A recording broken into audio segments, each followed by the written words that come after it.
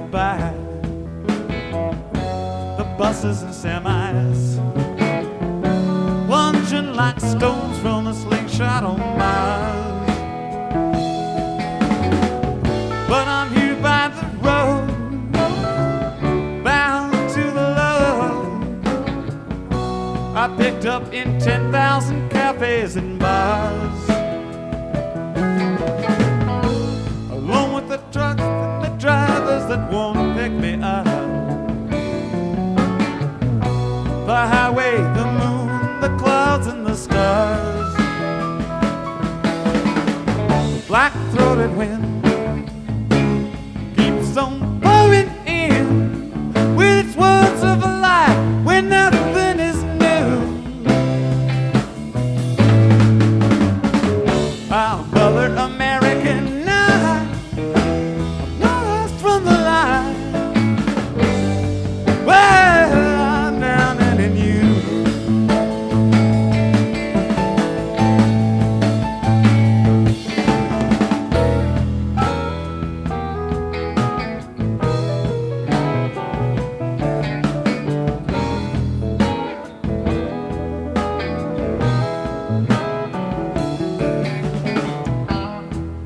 St. Louis, city of blues. In the midst of a storm I'd rather forget. Tried to pretend, came to an end. 'Cause you weren't the woman I once thought I met. But I can't deny, oh, times have gone by. I never had doubts or thoughts of regret. And I was a man when all this began, who wouldn't think twice about being there yet. Black-throated wind whispering sin is speaking of life that passes like dew. Forced me to see you done better by me, better by me than I've done by you. This series of cassettes is intended to give a complete word-for-word recorded version of the big book Alcoholics Anonymous, including the following: the preface, the 3 forewords, the first 11 chapters, Dr. Bob's Nightmare, and Alcoholics Anonymous number 3. Preface. This is the 3rd edition of the book Alcoholics Anonymous.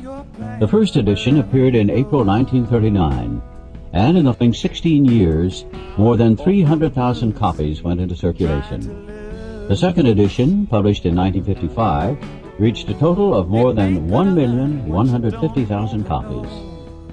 Because this book has become the basic text for our society and has helped such large numbers of alcoholic men and women to recovery, there exists a sentiment against any radical changes being made in it. Therefore, the first portion of this volume, describing the AA recovery program, has been left untouched in the course of revisions made for both the second and the third editions. The section called The Doctor's Opinion has been kept intact, just as it was originally written in 1939 by the late Dr. William D. Silkworth, our society's great medical benefactor. The second edition added the appendices, the 12 traditions, and the directions for getting in touch with AA. But the chief change was in the section of personal stories, which was expanded to reflect the fellowship's growth. Bill's story, Dr. Bob's Nightmare, and 6 other personal histories from the first edition were retained.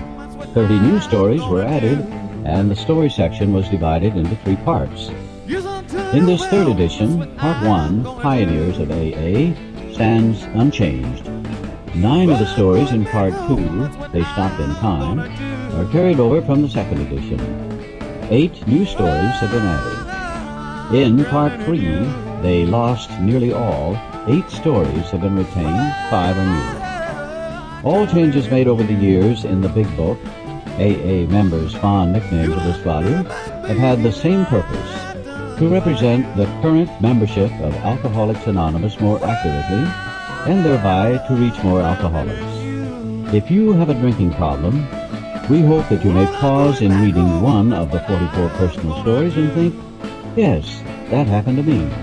Or more important, yes, I've felt like that. Or most important, yes, I believe this program can work for me too.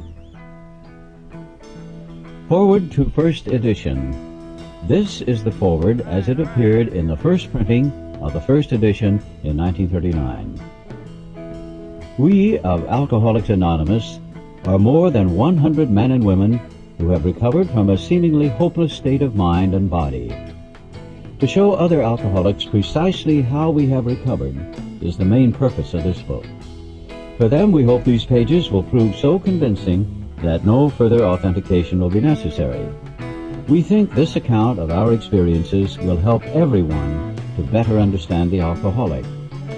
Many do not comprehend that the alcoholic is a very sick person. And besides, we are sure that our way of living has its advantages for all. It is important that we remain anonymous, because we are too few at present to handle the overwhelming number of personal appeals which may result from this publication. Being mostly business or professional folk, we could not well carry on our occupations in such an event. We would like it understood that our alcoholic work is an avocation. When writing or speaking publicly about alcoholism, we urge each of our fellowship to omit his personal name, designating himself instead as a member of Alcoholics Anonymous. Very earnestly, we ask the press also to observe this request, for otherwise we should be greatly handicapped. We are not an organization in the conventional sense of the word. There are no fees or dues whatsoever. The only requirement for membership is an honest desire to stop drinking. We are not allied with any particular faith, sect, or denomination, nor do we oppose anyone. We simply wish to be helpful to those who are afflicted. We should be interested to hear from those who are getting results from this book, particularly from those who have commenced work with other alcoholics. We should like to be helpful to such cases. Inquiry by scientific, medical, and religious societies will be welcome. Alcoholics Anonymous.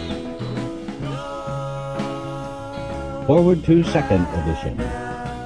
Figures given in this forward describe the fellowship as it was in 1955. Since the original forward to this book was written in 1939, a wholesale miracle has taken place. Our earliest printing voiced the hope that every alcoholic who journeys will find the fellowship of Alcoholics Anonymous at his destination. Already, continues the early text, 2s and 3s and 5s of us have sprung up in other communities. 16 years have elapsed between our first printing of this book and the presentation in 1955 of our second edition. In this space, Alcoholics Anonymous has mushroomed into nearly 6,000 groups, whose membership is far above 150,000 recovered alcoholics. Groups are to be found in each of the United States and all the provinces of Canada. AA has flourishing communities in the British Isles, the Scandinavian countries, South Africa, South America, Mexico, Alaska, Australia, and Hawaii. All told, promising beginnings have been made in some 50 foreign countries and U.S. possessions. Some are just now taking shape in Asia. Many of our friends encourage us by saying that this is but a beginning, only the augury of a much larger future ahead.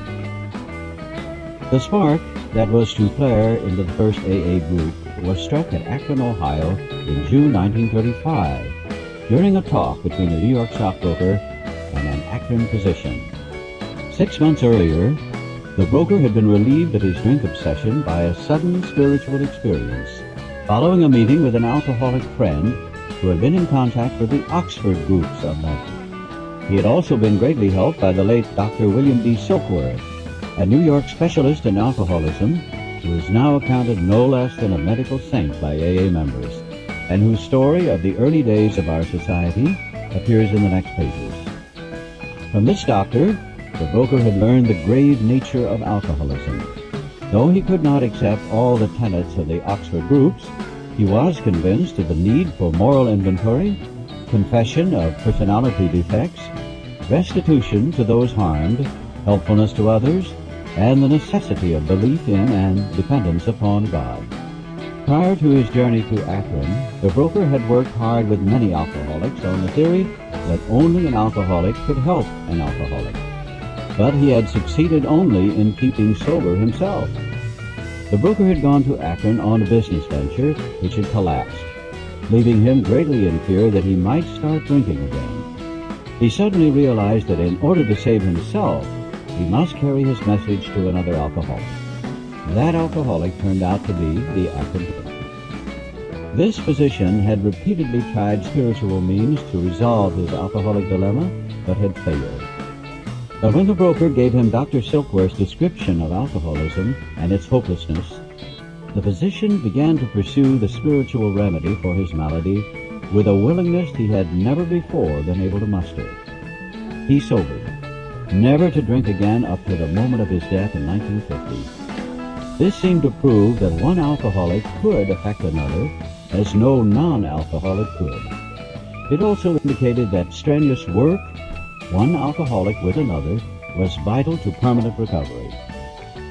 Hence, the two men set to work almost frantically upon alcoholics arriving in the ward of the Akron City Hospital. Their very first case, a desperate one, recovered immediately and became AA number 3. He never had another drink.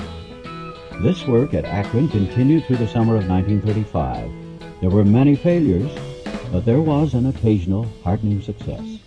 When the broker returned to New York in the fall of 1935, the first AA group had actually been formed, though no one realized it at the time. By late 1937, the number of members having substantial sobriety time behind them was sufficient to convince the membership that a new light had entered the dark world of the alcoholic. A second small group had promptly taken shape at New York. And besides, there were scattered alcoholics who had picked up the basic ideas in Akron or New York and were trying to form AA groups in other cities. It was now time, the struggling groups thought, to place their message and unique experience before the world. This determination bore fruit in the spring of 1939 by the publication of this volume.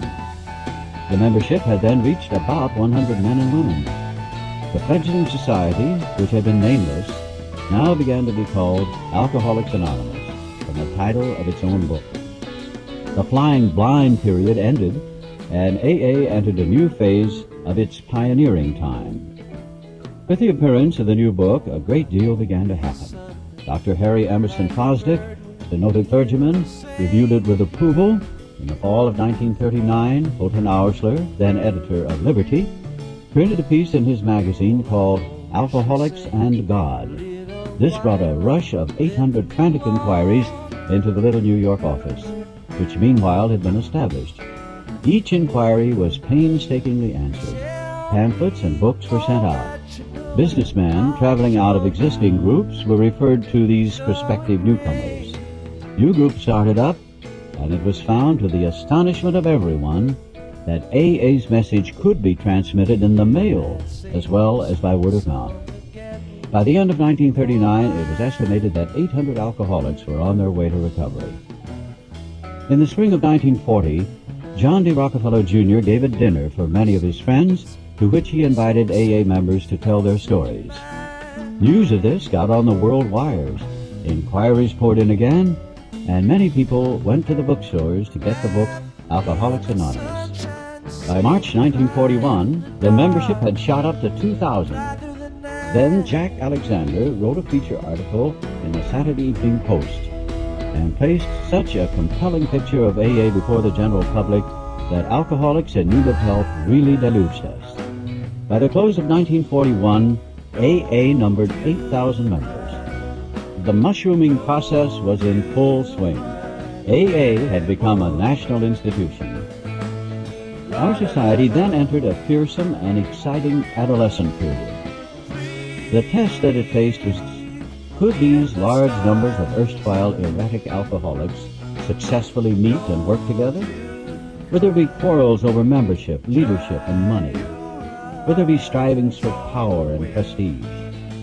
Would there be schisms which would split AA apart? Soon AA was beset by these very problems on every side and in every group. But out of this frightening and at first disrupting experience, the conviction grew that AAs had to hang together or die separately. We had to unify our fellowship or pass off the scene. As we discovered the principles by which the individual alcoholic could live, so we had to evolve the principles by which the AA groups and AA as a whole could survive and function effectively. It was thought that no alcoholic man or woman could be excluded from our society, that our leaders might serve but never govern, that each group was to be autonomous, and there was to be no professional class of therapy. There would be no fees or dues. Our expenses were to be met by our own voluntary contributions. There was to be the least possible organization, even in our service centers. Our public relations were to be based upon attraction rather than promotion. It was decided that all members ought to be anonymous at the level of press, radio, TV, and films, and in no circumstances should we give endorsements, make alliances, or enter public controversies.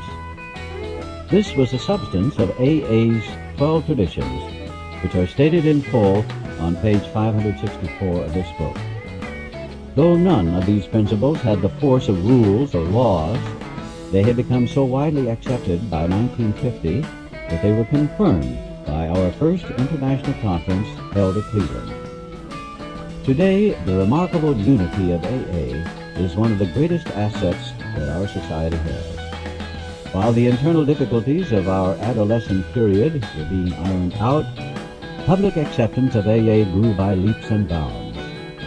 For this, there were two principal reasons: the large numbers of recoveries and reunited homes. These made their impressions everywhere. Of alcoholics who came to AA and really tried, 50% got sober at once and remained that way.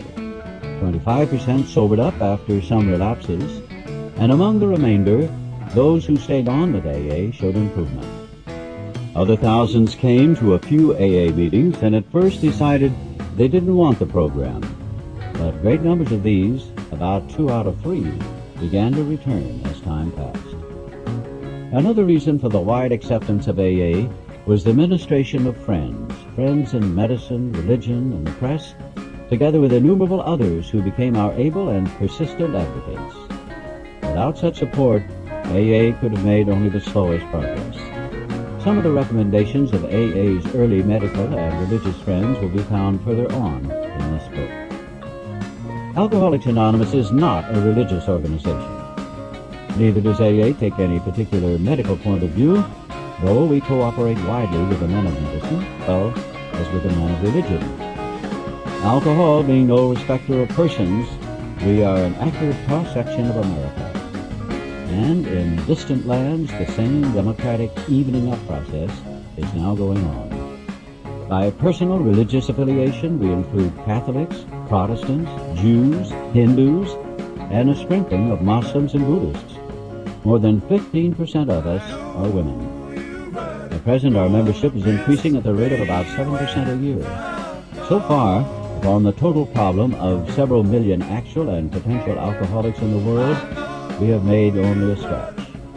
In all probability, we shall never be able to touch more than a fair fraction of the alcohol problem and all of its ramifications. Upon therapy for the alcoholic himself, we surely have no monopoly.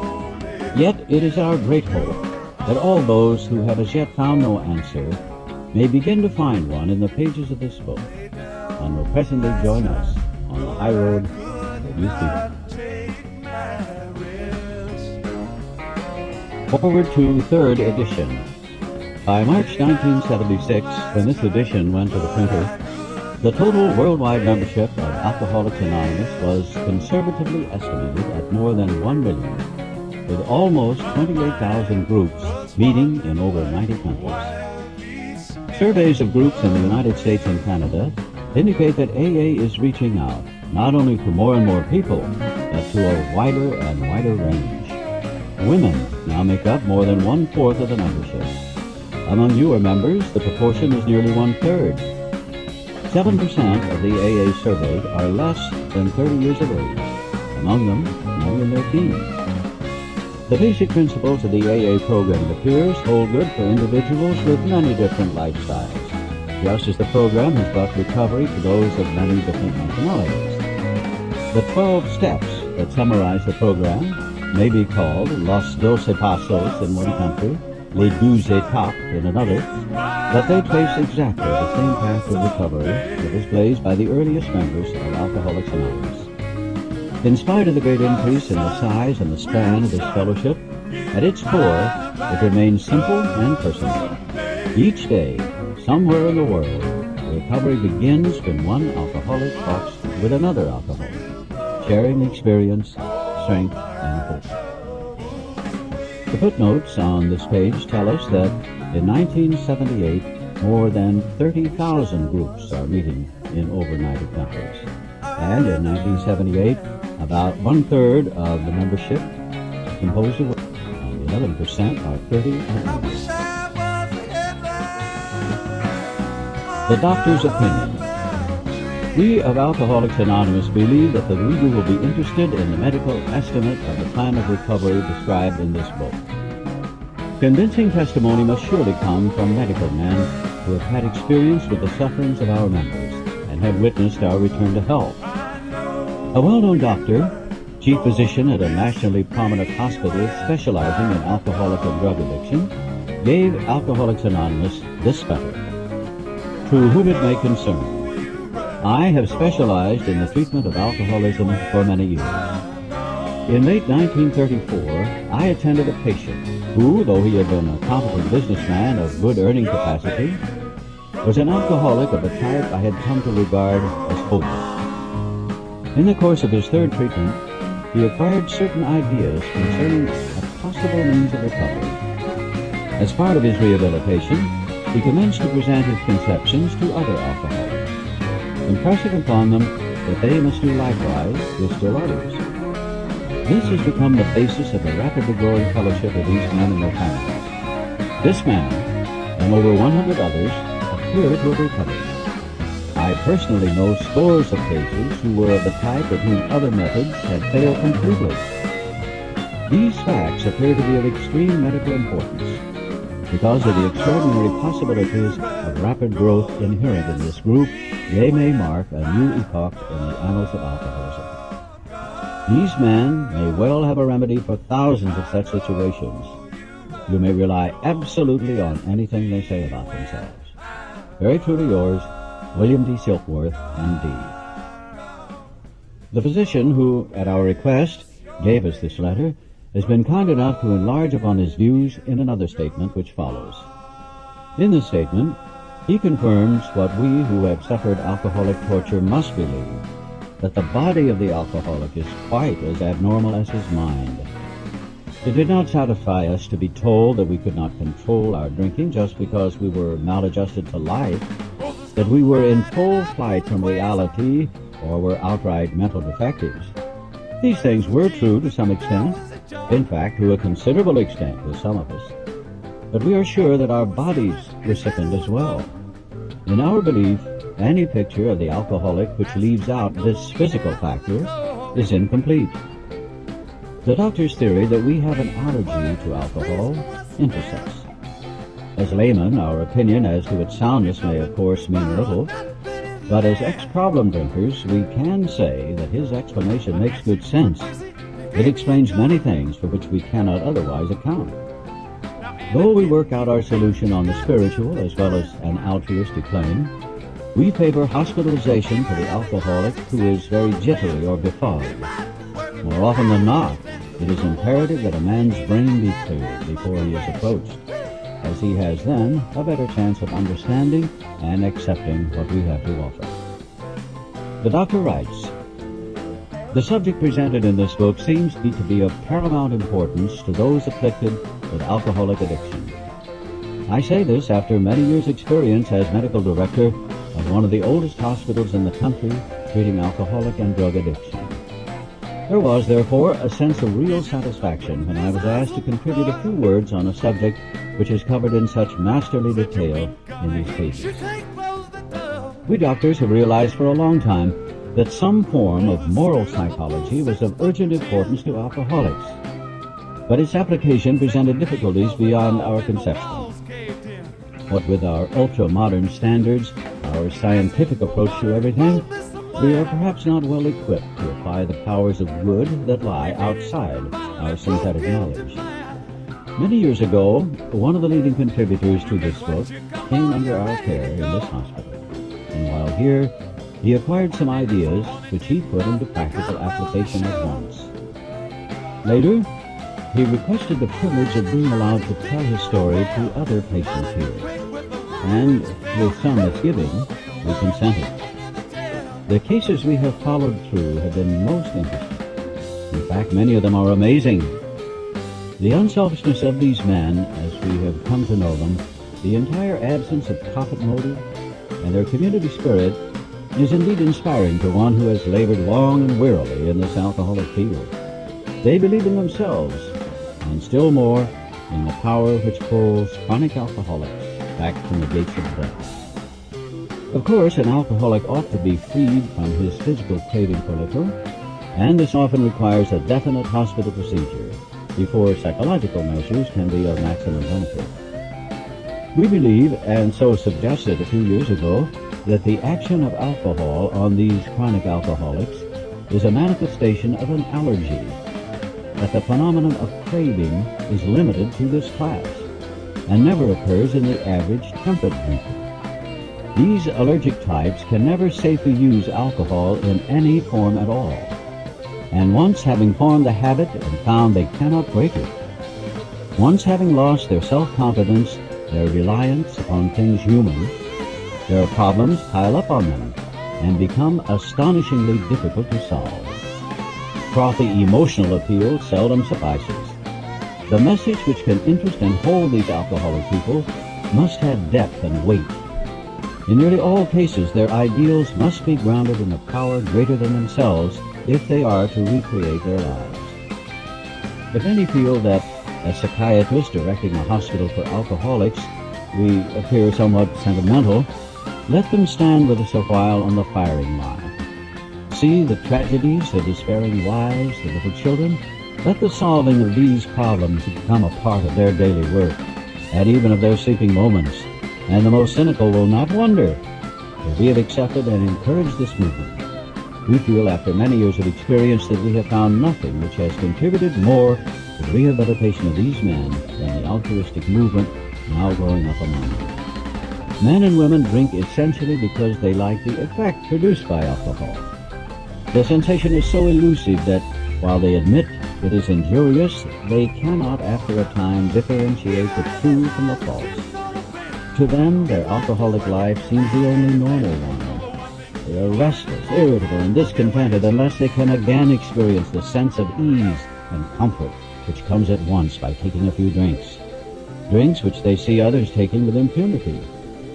After they have succumbed to the desire again, as so many do, and the phenomenon of craving develops, they pass through the well-known stages of a spree, emerging remorseful with a firm resolution not to drink again.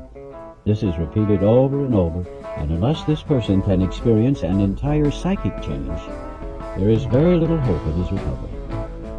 On the other hand, and strange as this may seem to those who do not understand, once a psychic change has occurred, the very same person who seemed doomed, who had so many problems he despaired of ever solving, suddenly finds himself easily able to control his desire for alcohol.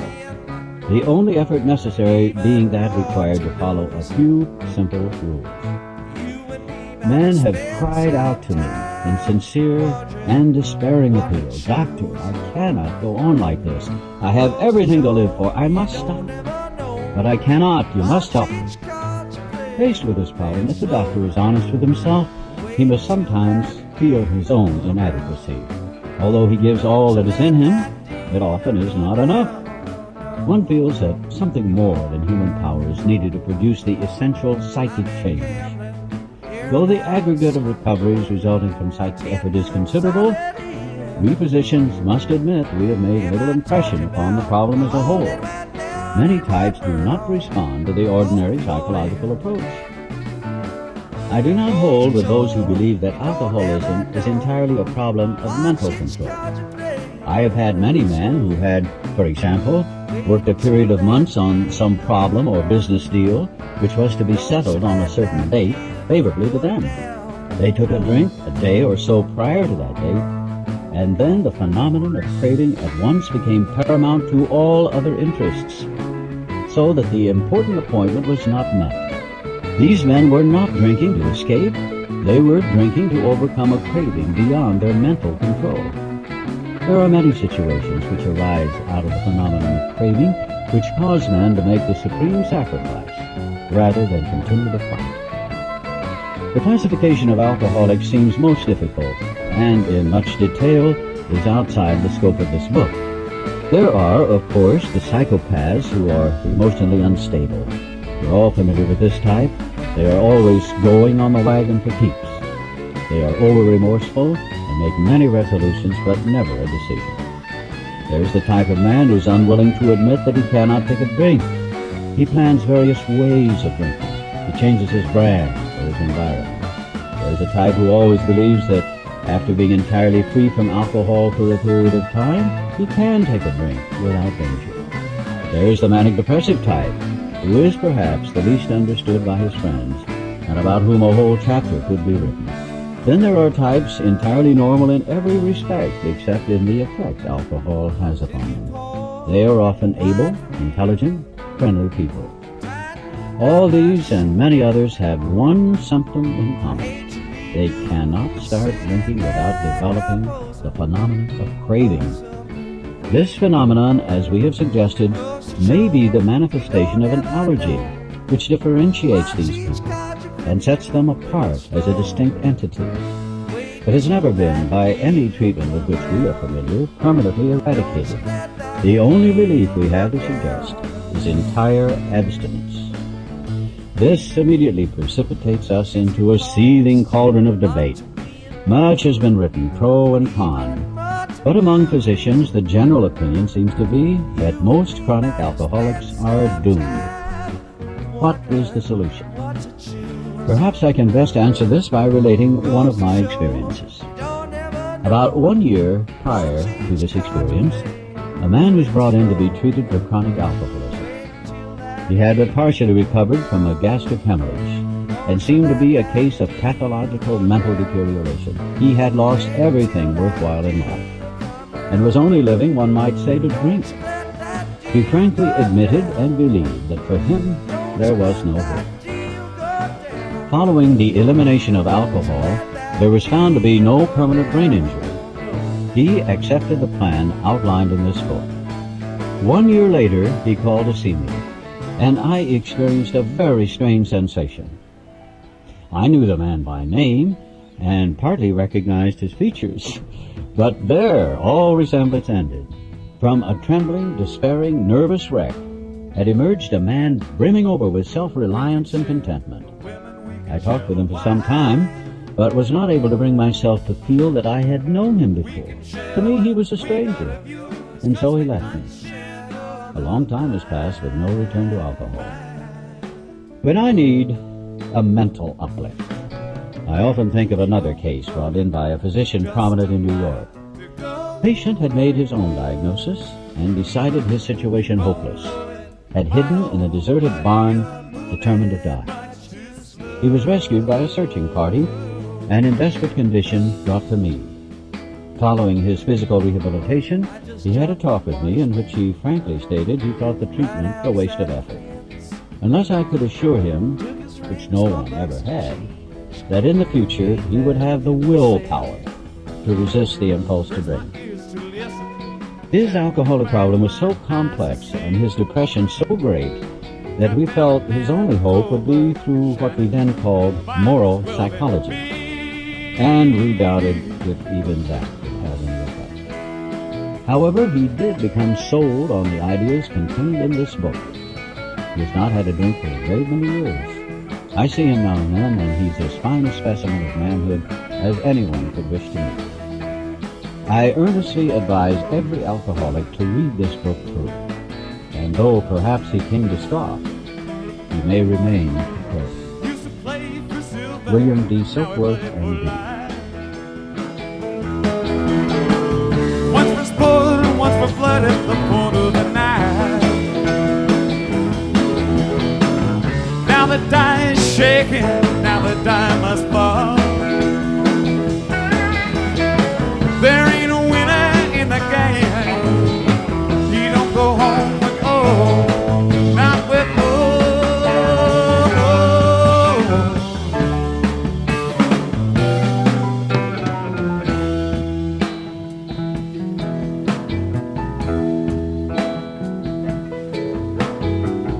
Leaving Texas for a day of July. Sun so hot, the clouds so low, the eagles fill the sky.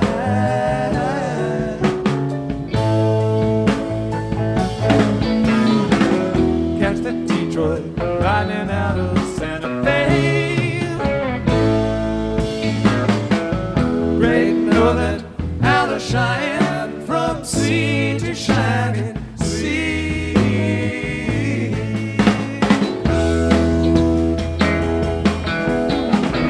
Gotta go to Tulsa,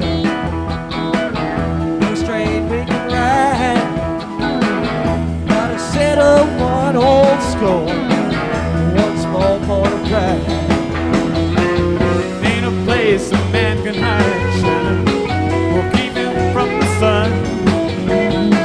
Ain't a bed can't give us rest now. You keep us on the run.